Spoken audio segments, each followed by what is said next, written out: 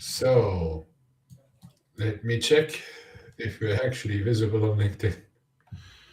30 seconds on LinkedIn still left. So, Adrian, before we start, are you on a different microphone today than usually? No, why? You sound a little bit more hollow. Hello, is that better? I don't know. Is it? Can you go closer? Hello, is that better? Yes, it's not better, but it is the correct microphone. Okay, all good. It just sounds a little bit more echoey. Okay, I don't know. Can't tell you really what that is. Anyway, is it bad? No, it's not. It's not very good. but it's not terrible. Wait a second. Now it's better. Is it better now? Yes. Oh, maybe directional setting of some kind. It is a non-directional microphone, so I use it like this today. Then I need to fix it. Much better. Yes, thank you. Kai didn't told me about that this morning. This is a new setup I use, but anyway, that's okay. I didn't know that it's I think there's an omnidirectional one, but anyway, learned something, and I'm not red. I just checked it. Awesome. It's like I'm looking. So Okay. today we have Brian Finster on. Yes. In 18 minutes, because time zones and everything, and I think we are catching Brian on his morning coffee after he wakes up. Okay, so continuous delivery is the topic of today, as well as agentic coding. It's an AI topic, actually. Yes. I met a company yesterday on CloudFest, which told me that they don't use AI yet in development. Isn't that it's mental, isn't it? As I see it. I see it as well. It is no. Well, the funny part is that this is now a rarity, isn't it? So a company which isn't like people are using it. At least people are using it in the way that they use it for themselves. Maybe not as a team, but for themselves. Yes. Like, I would draw the line as no individual uses it for personal use. Individuals use it for their personal account for business use. Individuals use it for the business. Business uses it for business processes and personal use. And then various degrees of mandate. And then let's say the biggest level would be there are machines in the office, or there's hardware deployed that is providing agent infra, local agent infra for ML ops and LLM ops.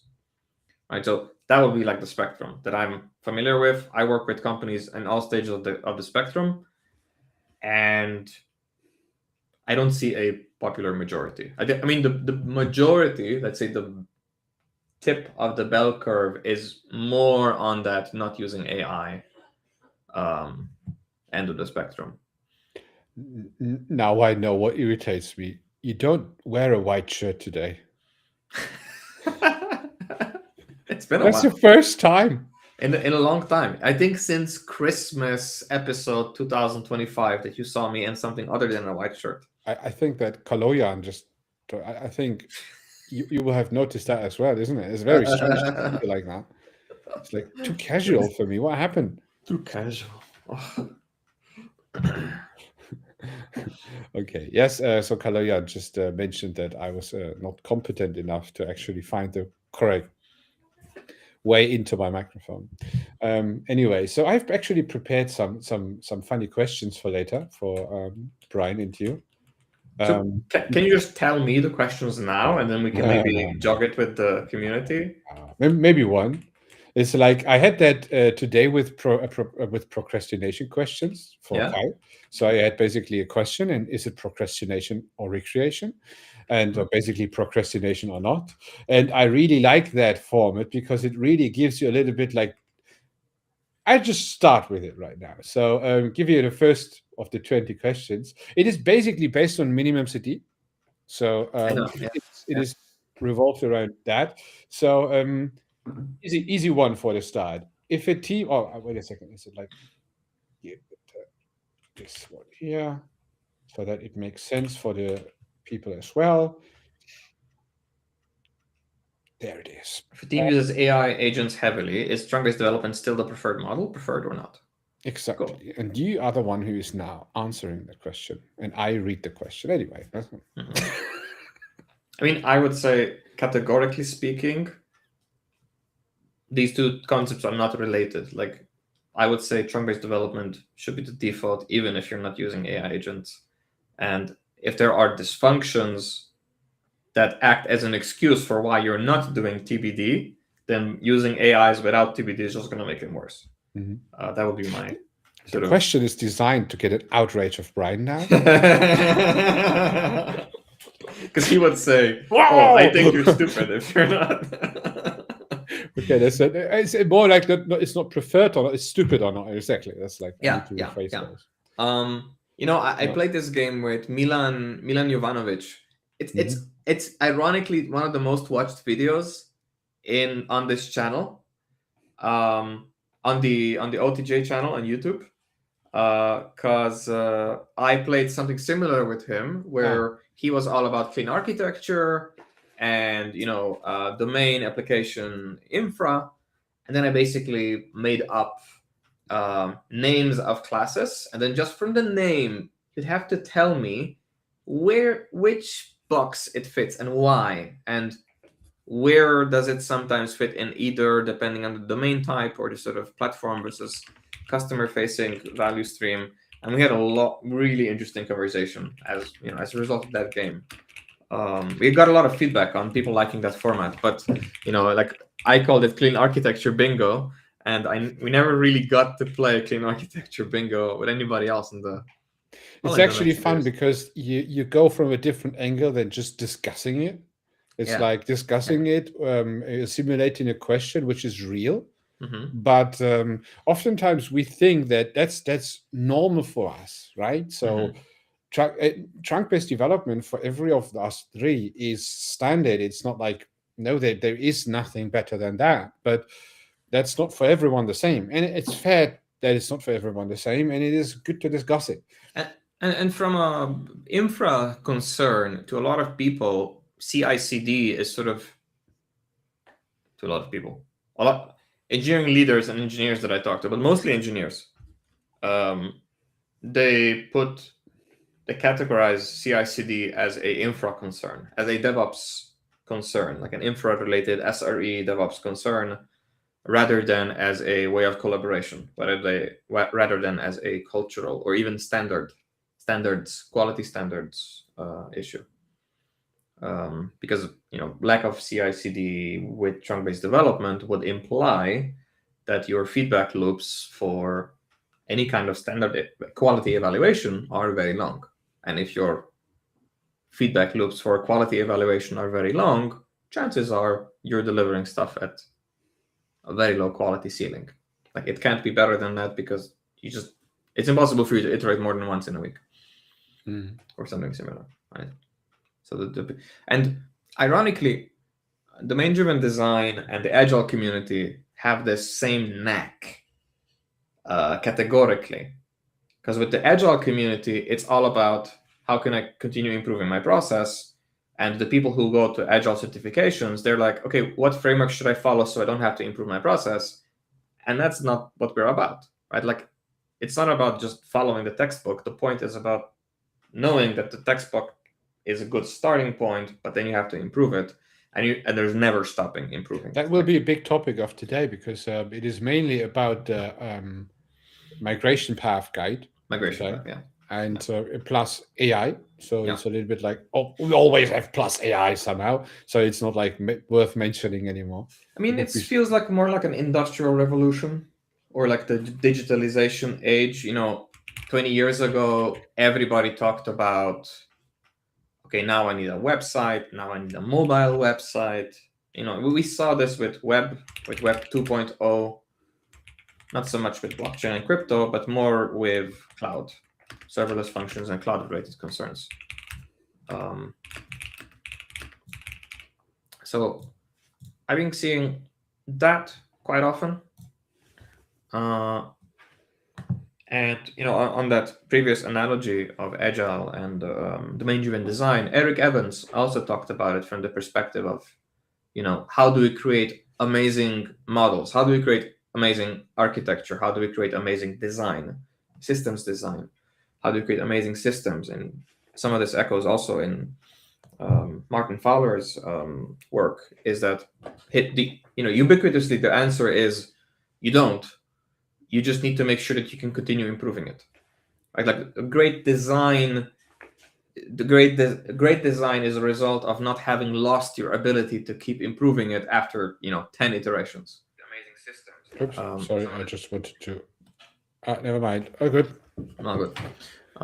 Because a lot of people say, okay, we'll design it once, maybe twice, and then if we have to redesign it or like change something in the design 3 times, that is a competence error, and then we'll just put a nail in the coffin and do something else greenfield.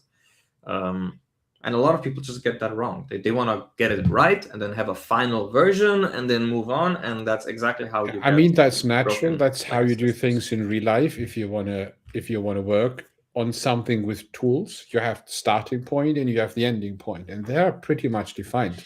And in software development, it's a little bit.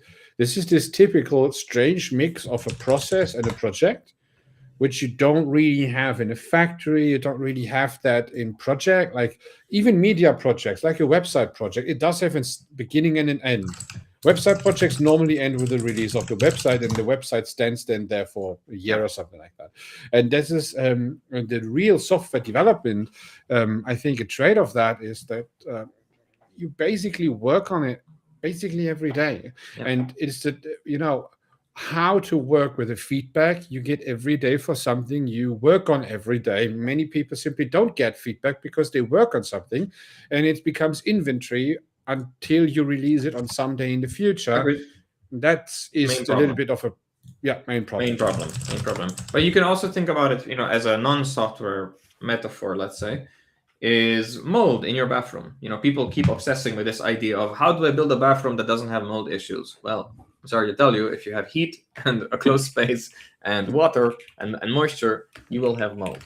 So anything that you can do to renovate or to clean up or it's all about how easy is it to maintain, how easy is it to remove the mold or prevent the mold from forming, and how easy is it to reapply that prevention, or do you need to renovate completely every time it just goes beyond a certain threshold? Like those dev march rewrites of software where you might treat technical debt or friction or craft inside your code base as mold that just festers and grows, and then it's like, okay, we can't change it, I don't want to touch it, and then at a certain point you just throw it away and build it again, or just stubbornly try to refactor some part of it, but never really works out well.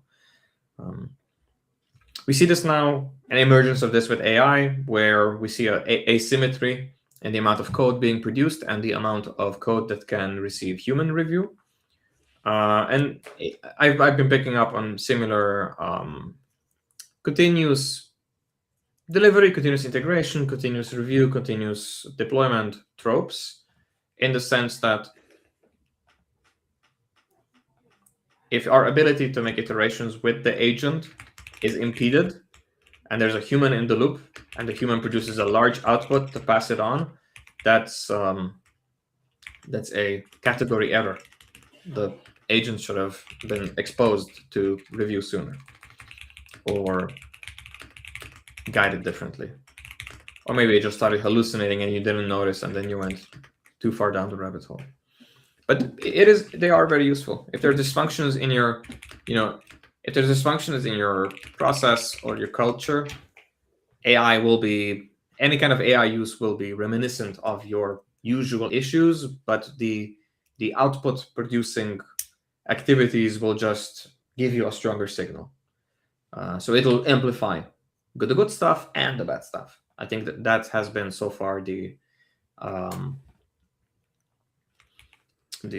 point.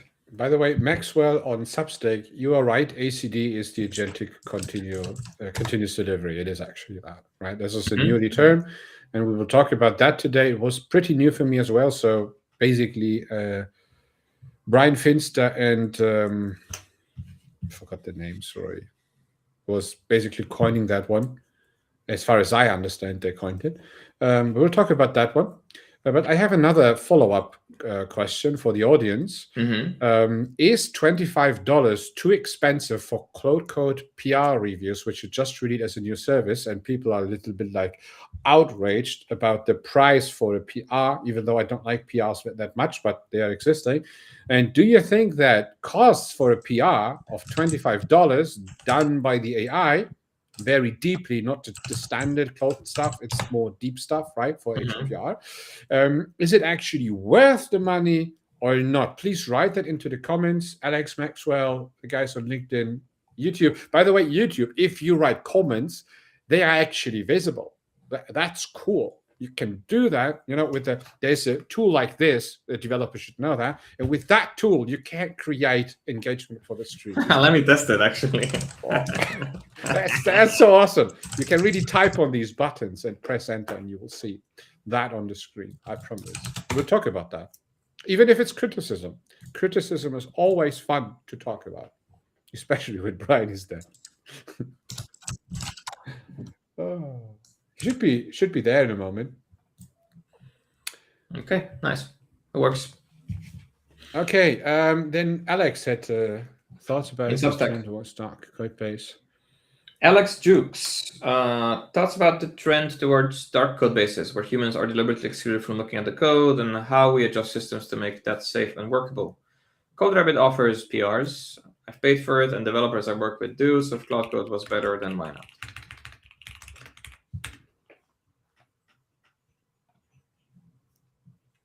So thoughts about the trend towards where humans are deliberately excluded from looking at the code and how we adjust systems to make safe and workable. That's a good question, actually. Hello, Ryan. Fine. Hey, Ryan. Oh, Ryan is always here when Brian's here. But Brian isn't here. But Ryan is here. I mean, he will be in a few minutes. So it's just. Do you want to answer, Alex? I have not so much of an opinion about that right now. I'm just forming it in the moment. If you have an opinion, just go for it. I have an opinion. I see this with non-engineers, right? Where we have product people, CS people, stakeholders, or maybe maybe architects or customer-facing engineers that aren't really natural, like all the time in the code base, but they're sort of adjacent. What I'm seeing is that the sort of non-engineering type of person who would use cloud to code something, with them, we are working on the assumption that the code base to them is essentially dark, as Alex put it, which means that we're just using them as a signal for, hey, does the pipeline help you build better software, or do you need personal individual talent or a second human to stay up to standard? And that's all I have to share here. I think it's a good experiment. Again, if you have a need for doing this, then I would say you're either vibe coding too much, or your engineers are just too slow, and you want to, experiment with something else. Today, but how it looks like in 3 years from now, it's extremely hard to predict. So when agentic coding becomes more and more a thing, and no one is actually typing code anymore, then you won't review it anymore by yourself. Then I think with the long term is different. With the amount of security incidents I'm seeing that are AI related or sort of culturally related, and then we used AI whoopsie as an excuse. I don't see it as viable. I saw that as well. So many developers say that, AI made a mistake. It's a little bit like, no, it's still your mistake, but maybe AI expedited the safety factor that was already present in your culture, your guardrails. I would say I don't want to speculate about what will be in 3 years, but right now it would be definitely, if nothing else, just a cost risk or security risk. Well, speculation is something I like to do because I need to know, because it affects me personally, right? And money-wise. So I think that the tendency is that AI is there. AI is growing slowly but steady. It is not growing as fast as NVIDIA or everyone else is telling us about. And we are not at AGI yet. And I see pretty stupid LLMs. This is what I see.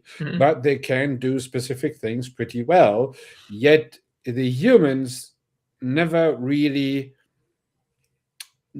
caught up, even before AI, to that standard. So standards were never a big thing. Individualism was a thing. Isolation was a thing.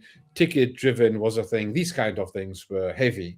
And I think that is what we see this and next year changing heavily, that people become more and more strong or stronger and clean up their actual workflows. This is what I think which happens. And Brian is here. Is he? Oh no! I heard the bleep. Yeah, that's the problem. I heard. This is what I gave you the. Maybe he can't join. Let's see. I got him on Restream LinkedIn. issue today. Yeah, I got him on LinkedIn. Probably vibe coded. There's a vibe coded restream issue. Oh today. man, just stop. No, Alex had a good. Wait, Ryan, $25 per PR. I wouldn't want to pay that. I'd have to batch up a whole bunch of PRs. Kind of defeats the purpose. I'm sort of in the same camp. To me, like this makes sense if I'm feeding the PR to an agent and I'm just expediting that process, and the PR is awesome for an agent. But if the code was written on good development practices, I heard the bleep again, and Brian isn't here. You will hear the bleep for the next hours, even though he's not connecting. That sucks. If the code was built by a human using AI to scale like the speed of writing, and they didn't use any kind of agent that self-reviews, that would just result in a crap payload, and then that crap payload gets PR'd. I wouldn't expect a useful PR from that. What I would expect is process improvement, right? Like teach the human how to teach the LLM of, hey, you missed a lot of stuff. You should have gotten it into your agentic workflow while you were building it. And this brings me all the way back to all the continuous delivery advice, which is the PR is too late. Like if there's process issues, the pull request is meant to surface process issues, not to tell you how to fix the code. The telling you how to fix the code should be reserved for a conversation between an agent and another agent, I think. And or if you're tactically educating somebody on refactoring patterns or design patterns, or if everything else is in place, you just need to share the knowledge with them at least once. But paying for it and monetizing it per unit of delivery, I think that's just crazy. I think they're just testing the limits of what what is the limit for what people will be prepared to pay for. That's what this feels like. Definitely, I wouldn't expect a positive return on investment on $25 per PR. Okay, so let's quickly resolve this. So Brian is testing another computer. I have the bad feeling that this doesn't work as well, because I was going through that. I have sent you a link. Okay. Go to that link. There's Ninja. It's created by Theo, actually. It's a solution that works. Okay. It's not nice, but it is better than not doing that today. So I wouldn't like to move it right now. Is password protected, so you have to. It is sorry. No. No. You don't need to have vibe coders, right, to actually leak things. Actually, you don't know the channel name, so it's not right. Let's call it do two-factor, and you need to start that there, and he will actually join there, and then he can talk together with us. It's complicated. Am I joining that? You join as well, otherwise he doesn't hear you live. It's complicated. It is. The other option is we can move the meeting. I had the same in the morning. Okay. What can I say? Right? Okay. And it basically will kill my bandwidth. But anyway, it's like having 5 streams at the same time. It's a little bit I cannot turn on my camera. Like it is being you don't need to. Captured by... Hello. He's not there yet, but he probably need to be. Can I mute you here? Personal laptop now. I need to give him a link. Okay. Technical issues. I love it. Did the invite link change by any chance? No, it is not the case. It's not. It's simply Restream is broken with guest links. It's a bug. Okay. I can join with a guest link. I know I can, but others can't. Okay. I don't know. Okay. Well, good. So Alex had a follow-up question while you're resolving that. Alex was asking, but isn't that a systems problem? AI, like beer, is the cause of and solution to all of life's problems. Like the challenge in the long run is to think about how do we construct systems that could allow this, moving up the layer of extraction. So Alex, to answer you directly, for that to make sense for me, there must implicitly be an advantage to a dark code base, right? So on a fundamental level, it would have to be a net benefit for me to not have access to the code base over just having access, right? Right now, I can see so many benefits to talented engineers having access to the code base that I see no plausible sort of fundamental layer to this kind of exploration. I think we experienced something similar with the whole low code, no code platform hype that happened like 10 years ago, specifically with Zapier and then with N8N. Hey, Brian. Hey. That's special today. Let me figure out how we can get this right. All right. I think it's the chat. I think if you hide the chat, then we get it full screen. There it is. It looks good, actually.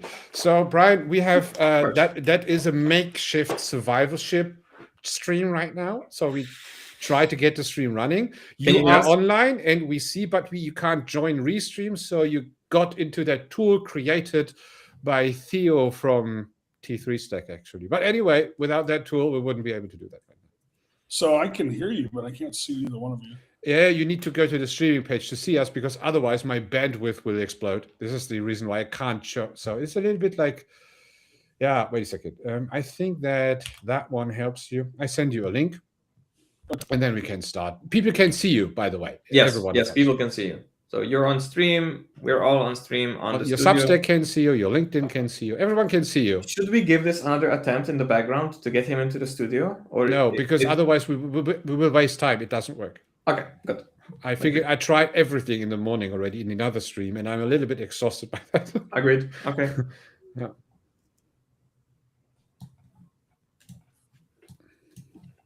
Because do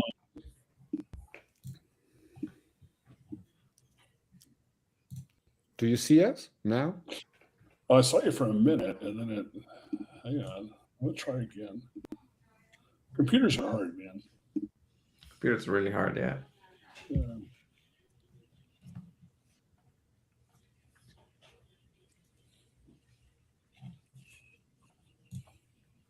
Okay, that's better. I'll try not to let the Substack lag bother me. Okay. Did we answer Alex's question? I don't know. Let's try to, first of all, make sure that Brian is with us 100%, and then we can start, I think. Cool. I'm here. Okay, so we could start right now. So it's not ideal, but it's better than stopping, isn't it? I think so. Yeah. Okay, that tool is strange. Good, but we are here now. We can see chat can see us. Now we are all together here. That's good. Fine.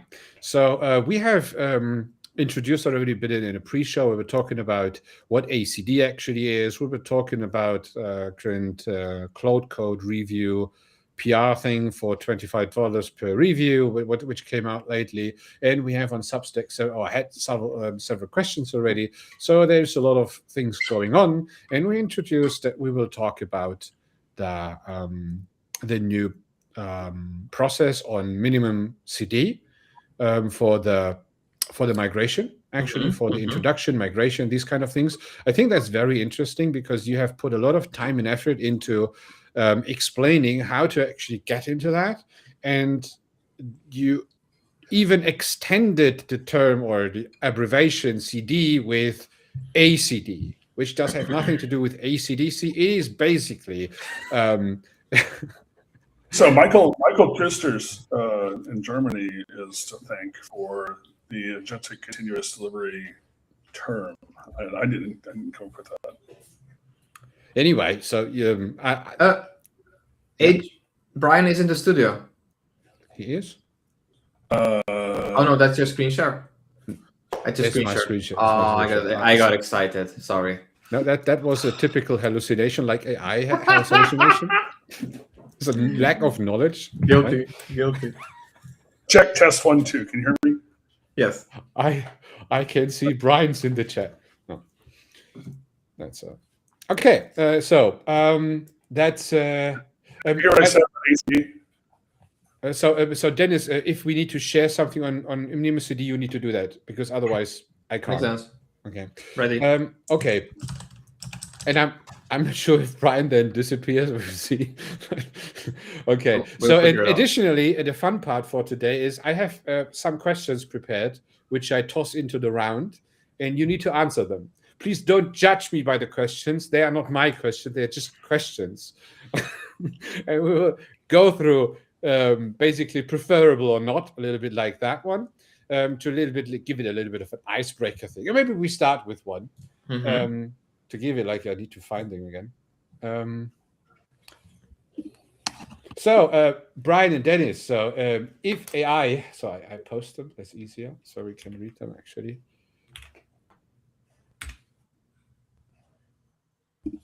It's if your AI agent cannot safely deploy on Friday, are you doing continuous delivery or just automated staging, preferred or not? I mean, if you can't deliver on Friday, then you're not doing. Then you've got things to fix. I mean, you're on the path to real continuous delivery, where you can deliver anytime you want.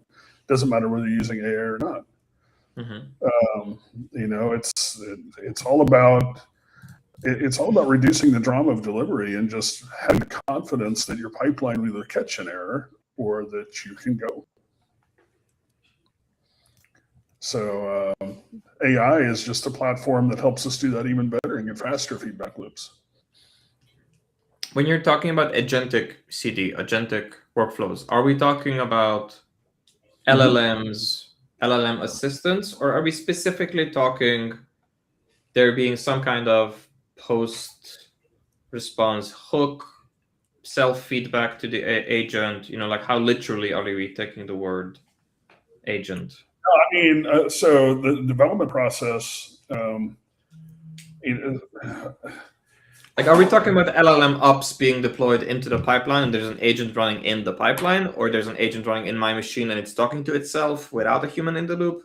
Where is yeah, I mean, I think the human in the loop is to have, there's, stage points where you need to be just validating that things aren't going off the rails, keep things, hey, welcome to technical product management, right? This is the goal I'm trying to achieve. Are we achieving that goal? Okay. And making sure that things actually look good, running validations, do exploratory testing while it's out there doing development, look at what it's saying it's doing, and does that match what you expect it to do? But is that what you're describing now, in some way producing pipeline artifacts, would you say? Say it again. Or is it local? Would that what you're describing now produce meaningful public artifacts, or are you still localized to a person's machine? I don't make a distinction. In my mind, there is production, okay? And then there's everything before production. Literally, this is my mental model. My CD pipelines start when we start refining a story into acceptance tests. When I'm coding, when we started doing CD for real, and I was able to, anybody on my team could just go to production, like that. I started freaking out if I had some sort of issue on my laptop that wouldn't let me work. My thought process was, okay, production's down because I can't deliver value. It's just my laptop being unavailable is, in my mind, a production issue at that point. So when you're talking about the pipeline itself, the pipeline automation itself, it starts with what are your pre-push hooks that are running? What are you running on your local desktop? If you're doing, using agents for coding, that's part of your pipeline, right? That's what I meant. And it's this is kind of how I fell backwards in the value stream management. Was I took actually the pipeline view of a Jenkins pipeline and just extended it backward. Yeah.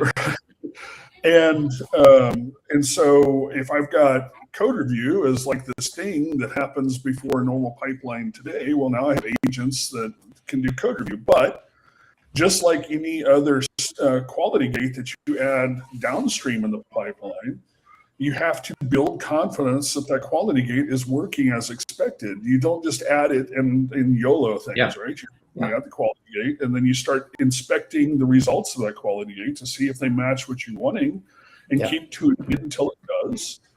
And then you go on to the next quality gate, right? And so I've been doing the same thing, left of the normal CI flow, right? And so, code review, people started talking about code review as being a constraint. Yeah, if you just amplify one segment of the value stream and optimize that, cool, you optimize that, but then you've just moved the constraint somewhere else unless you've done the deliberate effort. And so, I realized that really early on. And so when I started doing research, okay, so what is it we actually code review for? Right? I know what I code review for, but what do other people code review for? So I started looking around what other people code review for. And there's some things people are still code reviewing for that is just opinion, or tabs versus spaces, which is just nonsense. That's why we have editor config. We have tooling for that now. But there's other stuff for code review, or we have names. The things that I always push for are things named meaningfully. Do we have modular code that's easy to read and understand and change? Are we adhering to our domain language? And also, are we testing what we decided we would test before we started coding, right? And the main thing I review for, and so those are the first agents I started writing or adding to that and automating code review. But then I keep working on production. These are not experiments I'm running. I'm doing production work with this stuff, right? And hardening as I go. I've got other people who are domain experts where I work now reviewing the results of that. We're doing like mob programming where we're all looking at what the agents are reviewing and saying whether it's good or bad and improving those things over time. A lot of confidence in the agents that we have right now, and we're going to be doing a lot of work with them. But it's the same exact process. It's just we have more automation available to us. Have you been able to meaningfully quantify its impact? And I don't mean something artificial like productivity or a proxy for it, but more, where did the bottleneck move? How soon did you notice a shift? The bottleneck will obviously move. Number one. So I'm asking, it's a loaded question. I see most people experience the bottleneck moving to review, or I've automated reviews, so that's not a problem. So yes. So when you automated review, where did the bottleneck move for you? Let me generalize. Okay. because I do get paid for a living, so let's not talk about where I work. Let's just generalize, shall we? Okay. The bottleneck, and because I talked about this at DevOps Days Dallas in August, that where the bottleneck would move to. And it's going to go upstream to product, right? Do we have clear communication from product about what it is we're trying to deliver, right? Because we can no longer we'll now just be twiddling our thumbs waiting for clear information unless we clear that problem instead of coding along it on the stuff we think we know. We've already delivered what we think we know. Or downstream, because you've got CAB, you've got architecture review board, you've got really heavy, you've got a release manager, you're in a release train that only delivers one. Let's all go to the safe space. It's just all downstream stuff, right? So those two things. So if I've eliminated all the things that I can control, anything outside my control is going to become the bottleneck unless we put organizational focus on the entire value stream for that versus just what development team can control itself. Mm-hmm. But this is the same exact problem with continuous delivery. Agreed. Almost any team, if you have a team that's organized as a team instead of a gaggle of developers or feature teams, that team can do continuous integration by itself, right? You don't need a bunch of external approvals to do continuous integration as long as you have basic tooling available to you, right? Mm-hmm. But if you want to do continuous delivery and you don't already have birth to death ownership from product all the way to production inside your team, that takes organizational change, right? It's outside the team that you only have influence over, not control. And so there's nothing changed here except the rapidity at which I can point out where the break is. It's like I now have way more slack time because you people haven't fixed anything upstream and downstream. So I guess I'll just work on improving my agents so I'll have more slack time. Mm-hmm. I will say that from something I've done recently, and a real thing, is take a legacy.NET framework thing that it had some tests and to be tests that I would expect most places, honestly. It took a day to upgrade it to .NET 10. By the way, I don't know .NET, but I did this work. Okay, upgraded to .NET 10, throw my test review agents at it to go identify all the test gaps, fix the test gaps, I'm blanking on words today. It's been a long weekend. Mutation testing at it to go and test the tests, fix those.